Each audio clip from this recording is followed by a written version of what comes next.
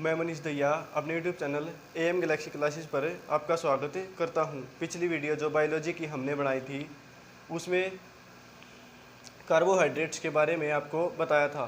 जो आज का मुद्दा होगा हमारा प्रोटीन से संबंधित होगा। अगर हम बात करते हैं प्रोटीन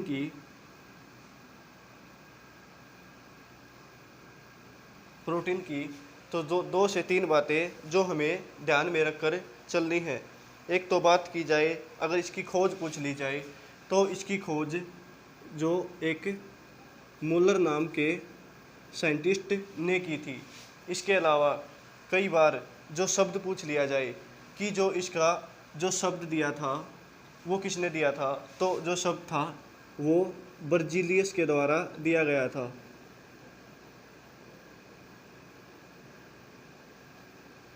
ये तो रही इसकी खोज और शब्द से संबंधित बात। लेकिन कई बार एडवांस लेवल पर हमसे पूछ लिया जाता है कि जो प्रोटीन है इसकी स्ट्रक्चर किसने दी थी। तो इसकी जब स्ट्रक्चर की बात करते हैं, इसकी संरचना की बात करेंगे तो इसकी संरचना पाउलिंग नाम के साइंटिस्ट ने दी थी। चाहे तो पोलिंग दिया जाए या फिर पाउलिंग नाम के साइंटिस्ट ने इसकी संरचना के बारे में बताया था। इसके बाद जब हम बात करते हैं एक व्यक्ति को अपने जीवन काल में प्रतिदिन कितनी प्रोटीन की मात्रा लेनी चाहिए, तो एक दिन में जब हम बात करते हैं 40 से 50 ग्राम मिनिमम, और जब मैक्सिमम की बात करें तो 90 ग्राम पर डे के हिसाब से लेनी चाहिए। पिछली वीडियो में बताया था कि जो कार्बोहाइड्रेट्स है वो एक ऑर्गेनिक कंपाउंड है जो कि कार्बन, हाइड्रोजन और ऑक्सीजन के से मिलकर बना है। जब हम बात करेंगे प्रोटीन की, तो जो प्रोटीन की बात करेंगे तो ये कार्बन, हाइड्रोजन और नाइट्रोजन और ऑक्सीजन, इन चार तत्वों से मिलकर बना है। इसके अलावा जब हम बात करते हैं प्रोटीन का हमारे शरीर में क्या कार्य होता है, जो प्रोटीन है हमारे शरीर में मांसपेशियों का निर्माण करता है। तो इसलिए प्रोटीन को एक अन्य नाम से भी जाना जाता है कि बिल्डिंग ब्लॉक ऑफ लाइफ किसे कहा जाता है। यानी शरीर का जो बिल्डिंग ब्लॉक, शरीर को बनाने वाला कौन सा पोषक तत्व है, तो यहाँ पर हमारा आंसर प्रोटीन रहेगा।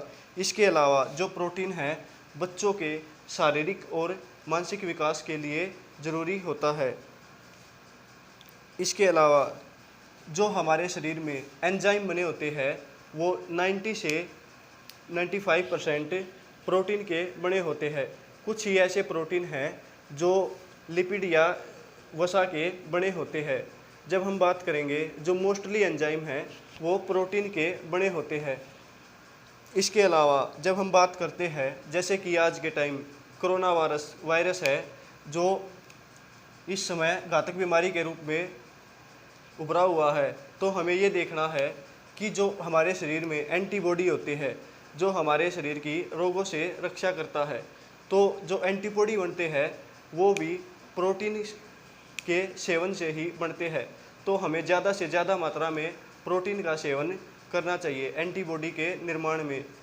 कुछ पेपर में पूछ लिया जाता है कि जो प्रोटीन के कार्य, इसके कार्य जो 3 से 4 है वे हमें ये ध्यान रखने हैं। एक तो इसके द्वारा एंजाइम बनते हैं और जो एंटीबॉडी का निर्माण होता है, और इसके अलावा जो प्रोटीन है हमारे शरीर की जो डैमेज सेल होती है उनको विकसित करता है। इसके अलावा जो प्रोटीन है वो हमारे शरीर में घाव भरने का काम भी करता है। तो इसको एक अन्य नाम से जाना जाता है कि वाउंड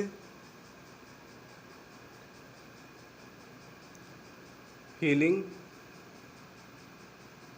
न्यूट्रेंट। प्रोटीन को घाव भरने वाला पोषक तत्व भी कहा जाता है। यहाँ घाव भरने से संबंधित कुछ क्वेश्चन बनते हैं। जैसे कि अगर पूछ लिया जाए कि कौन सा मिनरल ऐसा है, कौन सा विटामिन ऐसा है जो घाव भरने में सहायक है, तो विटामिन के। और इसके अलावा अगर पूछ लिया जाए कि कौन सा पोषक तत्व है जो वाउंड हीलिंग में काम करता है, तो हमारा आंसर प्रोटीन के लिए रहेगा। अगर पूछ लिया जाए जैसे कि बेसिक यूनिट ऑफ प्रोटीन, तो जो प्रोटीन है वो अमीनो एसिड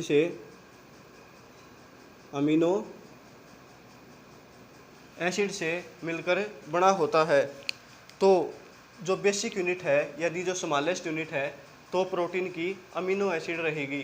कई बार हम जो जिम में जाते हैं वो एक डिब्बा लेकर आते हैं, तो हम उनसे पूछते हैं कि इसमें क्या है, तो वो सीधा आंसर प्रोटीन देंगे। लेकिन कई बार उनके डिब्बों पर पढ़ते हैं तो हम ये देखेंगे कि उसमें अमीनो शब्द का प्रयोग होता है। जो अमीनो हैं उसी के द्वारा प्रोटीन का निर्माण होता है। जो अमीनो, एक अमीनो, दो अमीनो और तीन अमीनो, जब ये आपस में जिस बॉन्ड से जुड़ते हैं तो इनको एक नाम से जाना जाता है, पेप्टाइड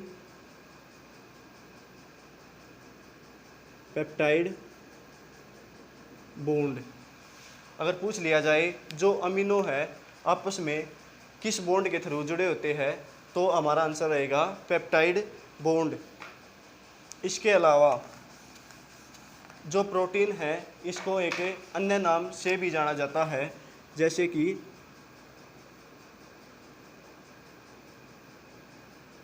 एम्फेरोटिक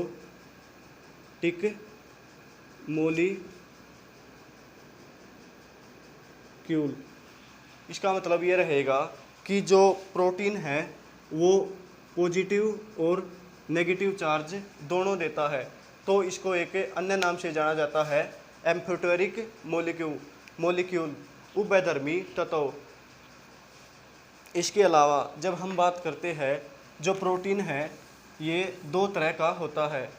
जब हम बात करेंगे तो प्रोटीन 2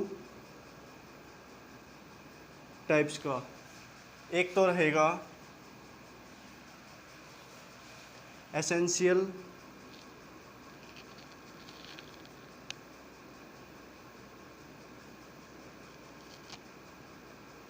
अमीनो एसिड, और जो दूसरा रहेगा नॉन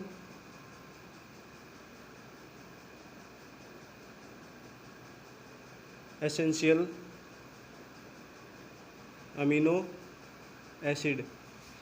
यहाँ पर थोड़े इनके हिंदी में नाम डिफ़िकल्ट है। जब हम बात करेंगे एसेंशियल की तो इसको बोलेंगे तात्विक, और इनको बोला जाएगा अतात्विक।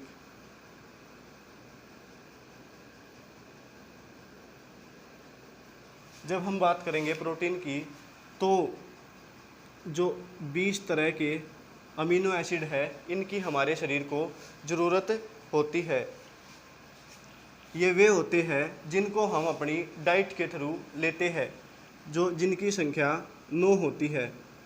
ये डाइट के थ्रू, और जो ये बाकी जो 11 बच गए इनको हमारा शरीर खुद बनाता है। अगर पूछ लिया जाए एसेंशियल अमीनो एसिड कौन से है, वे है जिनको हम अपनी डाइट के थ्रू लेते हैं। अगर पूछ लिया जाए अतात्विक नॉन एसेंशियल कौन से होते हैं, जिनको जो हमारा शरीर खुद बनाता है या फिर हमारी बॉडी में जो बनते हैं।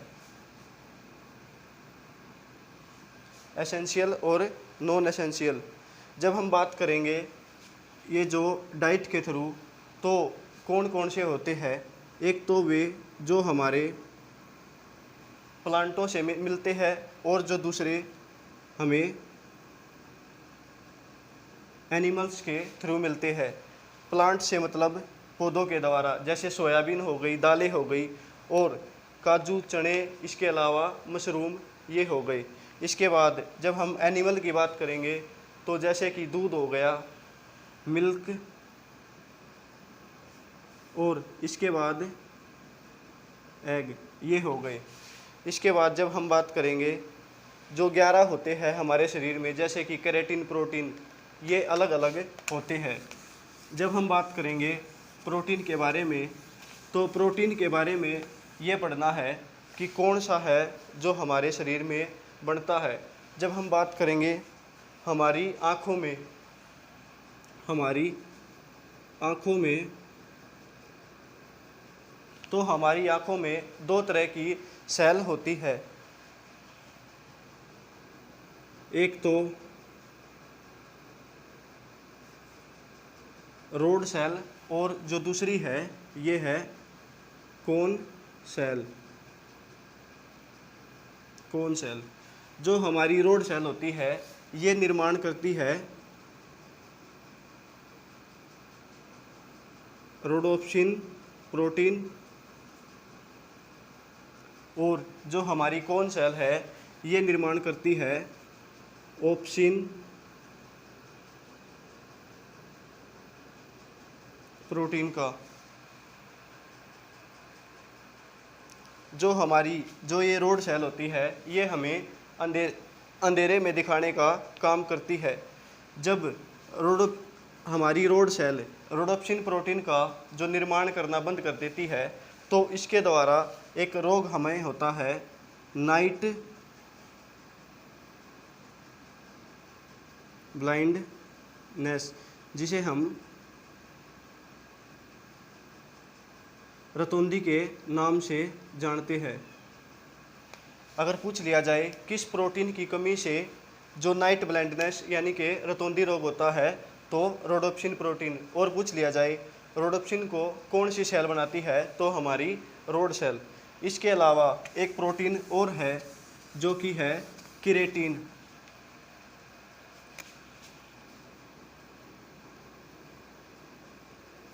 Keratin protein. जब हम बात करते हैं केराटिन प्रोटीन की, तो जो केराटिन प्रोटीन है ये हमारे नेल में, बालों में, और इसके अलावा जो पशुओं के खुर होते हैं उनमें केराटिन प्रोटीन पाया जाता है।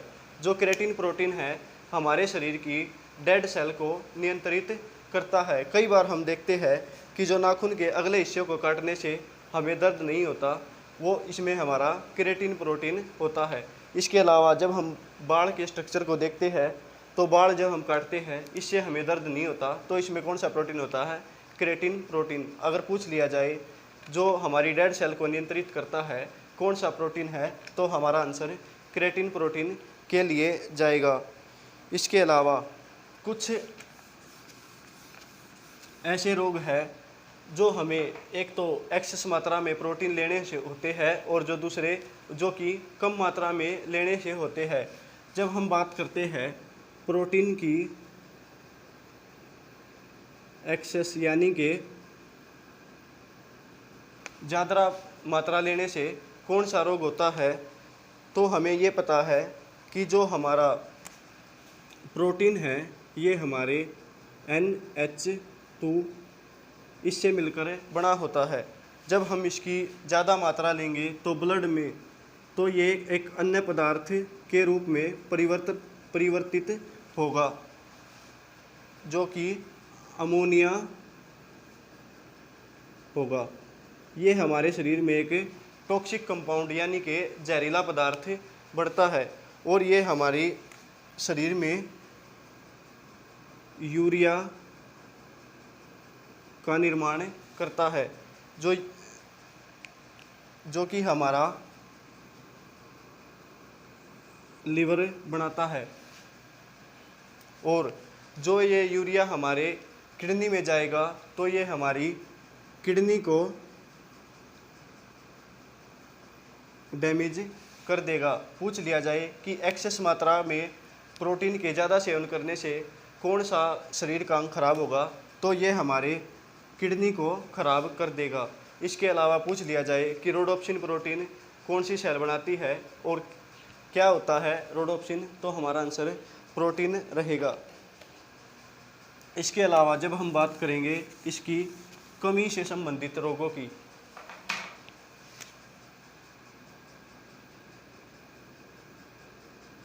कमी से। जब कमी से बात करेंगे तो दो रोग होते हैं, एक तो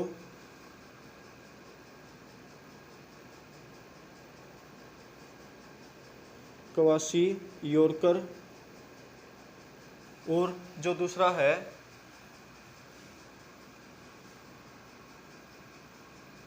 मेरास्मस। जब हम बात करेंगे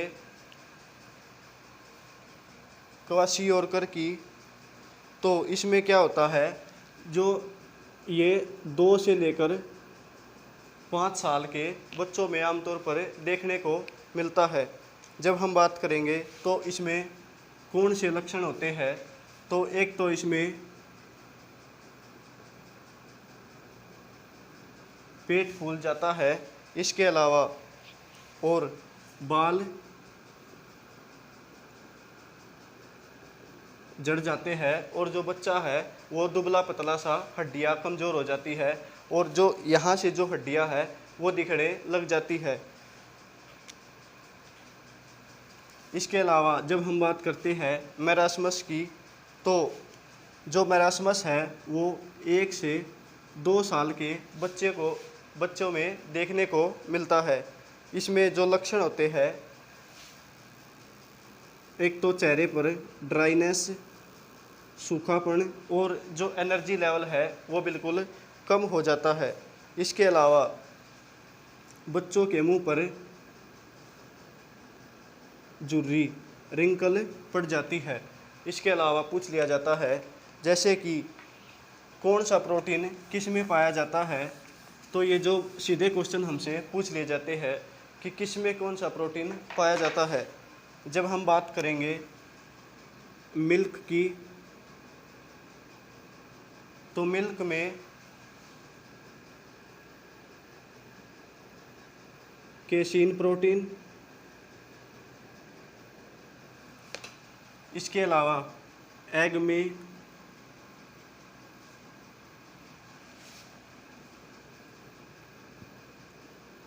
एल्ब्यूमिन प्रोटीन,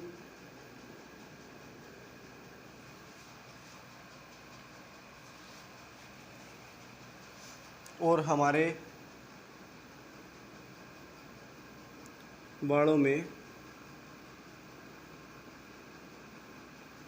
केराटिन प्रोटीन।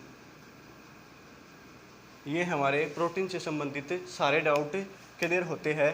इस वीडियो में दोस्तों इतना ही। चैनल को लाइक और सब्सक्राइब करें। धन्यवाद।